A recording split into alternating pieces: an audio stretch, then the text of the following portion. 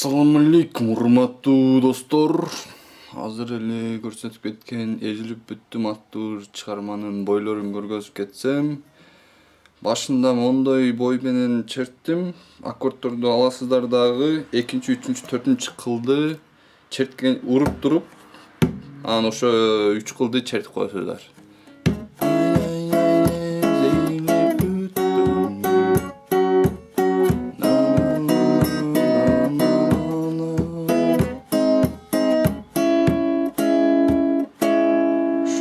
Ушундай кылып башынан аягынан чертсеңиздер болот, же болбосо бир кыска ылдыйөөдө кылып чертсеңиздер болот.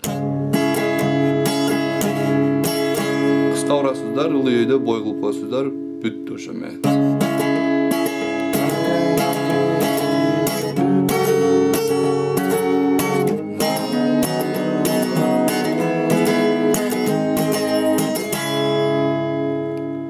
Болду, ушул эки бойду колдонсоңуздар болот.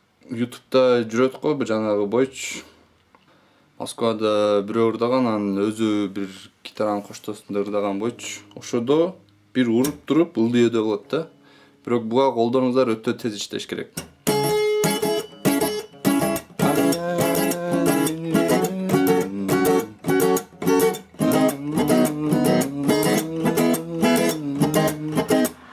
мындай урасыздар.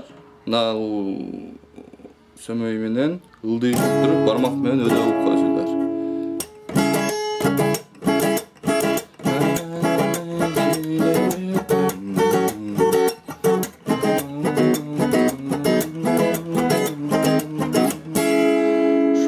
Урматтуу достор, өзүңүздөргө жакканын, туура келгенин тандап үйрөнөсүздөр деп ишенем. Аман болуңуздар.